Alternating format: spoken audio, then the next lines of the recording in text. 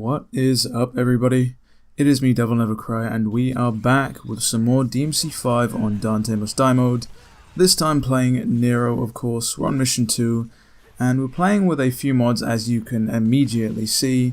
We've got some good old rainbow flames on the Red Queen, which isn't in fact the Red Queen, it's the Ultimate Blade, I believe, or the Engine Blade even, from Final Fantasy 15. And we're into the action almost immediately. We're also playing with the Devil Breaker Switcher mod, which again lets you map different Devil Breakers to different buttons on the D-pad, with basically allowing you to access them unlimitedly in real time. Basically what people were essentially asking for ever since we heard about the Devil Breakers and how they'd be implemented into the game. So that lets you switch between them in real time. There's 8 different ones that you can switch between with the 4 buttons on the D-pad, and then obviously the diagonals, so it's 2 D-pad presses at the same time. Finicky, but it works. And of course this is Dante Must Die mode, so everything hits like a truck. We're fighting some good old Death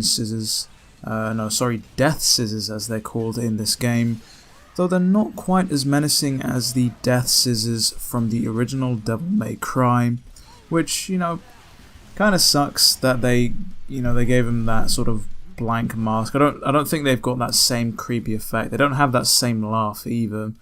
But that is the first encounter essentially blitzed through, and we're moving through Redgrave City. Again, as I said in the previous video, one of my favorite locations throughout DMC5. In fact, I think this is probably my favorite mission, simply because it's a classic DMC mission. You go through a lengthy sort of mission. There's some light puzzle elements here and there, but mainly you're going from fight to fight. And then it ends with a nice, big, bombastic boss, some cool-ass cutscenes, some witty dialogue as we skip past the hentai tentacles. I am, of course, skipping through the cutscenes as there is essentially no need for us to view them. As I take a drink there, but we're fighting the Hellcaners now. This is where we're initially introduced to them. Again, there's not really much else that this enemy does differently. There's no luster cut situation a la DMC3. You won't be bombarded with a lightning speed uppercut which comes out of nowhere and takes off all your health. No, but we do have obviously remixed enemy locations, as is par for the course for DMC on the harder difficulties, where we've got some Hellcaners, which are whatever, they're standard, but then you've got some Death Scissors, and we've got 2 of them coming up in this encounter. They're not particularly hard. One of the cool things that this game takes from DevilNeverCry 1 is the critical hit system, only for this enemy, I believe. But then again, this is the only sort of enemy from DMC1 that had access to this critical hit system. For those of you who don't know what I'm talking about, of course, if you parry the Death Scissors attack, knock away their scissors, their mask will glow red, or seem to seep blood for about a second. And if you hit them with any attack, be it a swing of your sword or even any bullets, you'll kill them instantly, which is something that they've taken from the original DevilNeverCry. It's cool to see that feature come back. It's a shame that we never see that feature ever in the entirety of the series, but at least we've got some sort of homage to it in this game. But I essentially just try and break down these enemies. At the end of the day, these enemies, I don't really go for the parry because they seem to be a waste of time as I hop on the good old horse statue. Again, a nice little homage to DMC1 with the goddamn horse statue in the central sort of hall that you start out in. But if you stand here again, another hidden red orb cache. These are abundant in this game. I don't think I found all of them. I think I found probably 99% of them, but there's always going to be that one that you can't possibly ever think of, but is there. But getting back to what I was saying, essentially, this mission is one of my favorites. This is the demo mission, for those of you who don't know, as apparently there's footage of me playing as V in the background with the cameo system. A system that they should have done more with, but they didn't, unfortunately. And we put things in orifices and move on. Kind of redundant, these puzzles, considering that the solution to them is literally in the same room. But I guess it's getting you sort of introduced to them. Again, moving over onto this side of the hotel spawns this essentially crystallized enemy that drops a lot more red orbs. And they're basically taken out with a breakage and a charge shot. Don't underestimate the charge shot. For those of you who played DMC4, you know all about the power of the charge shot, especially if you play the games on any of the harder difficulties. This is another secret. I don't know why I'm showing you this, but I decided to show this because why not? There is somebody out there who probably doesn't know that this exists. Down here is a blue orb fragment, so do be sure to pick that up if you haven't already. And then we move on, and we've got an Antinora that spawns in, and again a good old breakage move, and it's essentially done. Because the ricochet is insane in this small enclosed space. For those of you who don't know how that move works, the more times those lasers bounce, the more damage they do. They bounce probably around like 10 or so times in that small room, so yeah, they were doing big boy damage. Another Halcana. The game slightly slows down as I execute that, but then we get the slow-mo effect that they aped from the DMC reboot to kind of show that, yes, the encounter is done and you can move on. Again, we're just making our way through the mission. This is a section of the game you didn't see in the demo at all, and they cut out a large chunk of it. I remember playing through the demo countless times because you could run through it pretty quickly once you knew what you were doing. But then once I got my hands on the full game, when I was in for that live stream, and I saw how big this level actually was, I was pleasantly surprised. You know, that the fact that they've modeled an entire central hotel for us to go through, and of course certain sections you can't go through, but yeah, I think this the hotel is again one of my favorites, one of the favorite locales of this game. But again, going for those early game strats, those demo strats, hitting them with a breakage move in this room essentially seems to clear a lot of enemies, or it did if you're not on Dante Must Die mode. Still does a significant amount of damage as I hit him with another breakage move. That was not meant to be the ground breakage. I was supposed to do the petal ray up in the air, but I kind of messed that up and let go of the button a little too late.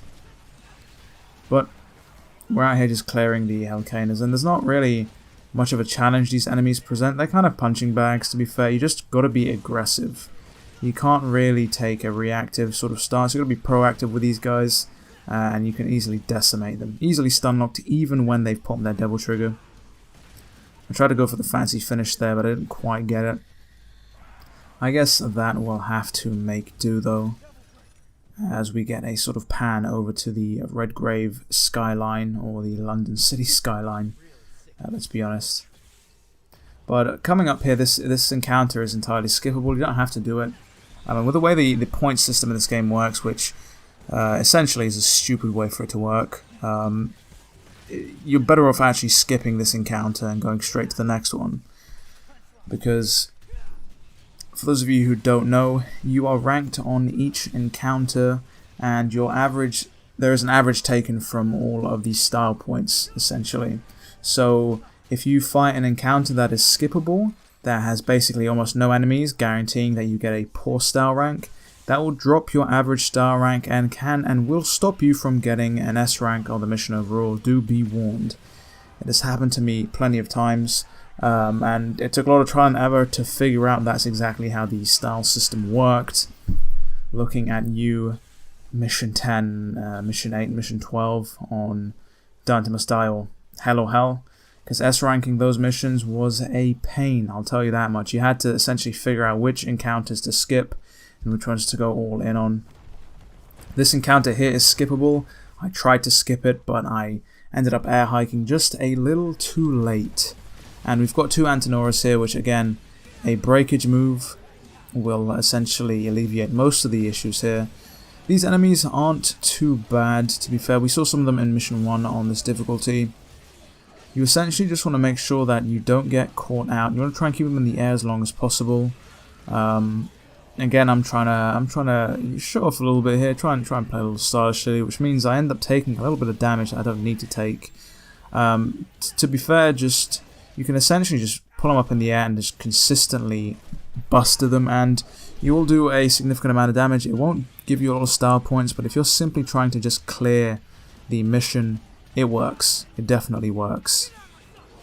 I take more damage there as I attempted to parry that with a high roller. Got the timing all wrong and just go for the buster in the end. But we've got the Nidhogg hatchling, which, again, slimy orifice time, and we move on through. I hop on over to the left here, thinking that there might be some health, but considering this is Dante Must Die mode, the green orbs are essentially non-existent. I don't go for the upgrade menu either, I just go straight to the boss, Goliath, who I think presents a nice challenge. Not really all that iconic though. You know, in DMC1 you had Phantom as the big boss. Well, there's no DMC2, that doesn't exist. DMC3 we had Cerberus, and of course DMC4 we had Dante, and all those bosses are kind of, maybe it's because of nostalgia, but I'd say they're all iconic. And then we've got this guy here, and it's just like, he's an angry man with a face for a stomach who shoots fireballs, which on paper sounds pretty cool, but realistically he's just a grumpy demon. And I try and go for a strategy that was, again, around the time the demo dropped, which was essentially perpetually stun-locking the boss to defeat him on the roof. You stopped him breaking through the cathedral, and it was essentially done via spamming the punchline breakage move. I got the timing all wrong, mainly because I was kind of half-assing the strategy. But then halfway through I essentially decided to just do it the proper way, once I stopped throwing punchline breakage moves. So what I essentially do here is I hit him with a couple of these, and then I move on over to the Petal Ray, because that does a decent amount of damage in this room, essentially with the way that it continuously just bounces around. So you get your jump cancels going on here. Make sure that you're using the exceed system. Once that breaks, immediately leave. Don't bother sticking around. Don't try and do more damage. Don't do anything else. Just leave. And I try and throw that out, and it doesn't really work. But I end up flying away from him here. I don't even end up going for the buster on this boss, because I don't really feel the need to. He dance circles around him, and the game almost dies on me.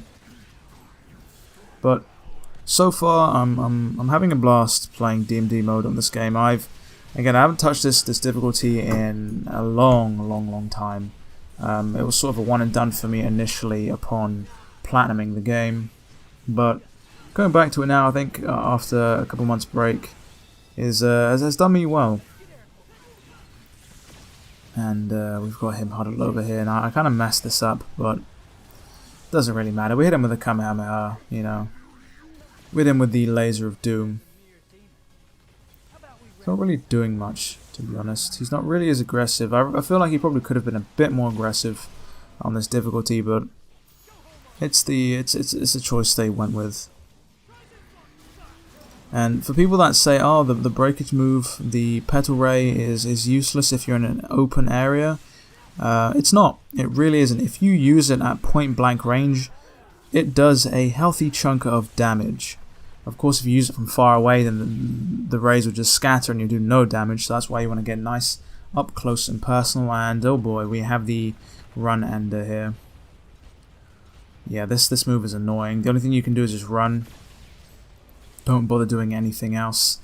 Here I'm thinking that he might go for a little charge, so I switch over to the Overture. He doesn't go for the charge, he goes for the Fireball. And that means I try and switch back to the Gerbera, but it's too late, and I just end up going for the Table Hopper. And then now he goes for the charge, and I try and go back to the Overture, but it's too late. But at this point he has almost no health. We've got the victory in the bag, so I'm just like, whatever. One more of those breakage moves and it will be golden. And that is it. That is essentially Goliath done and dusted. But yeah, I'm enjoying this so far. I hope you guys are too. The first video was well received. And of course, we are getting the S rank. So, in general, to close off, it has been me, DevilNeverCry. I would like to thank each and every one of you for watching, and as always, stay tuned. I'll see you next time.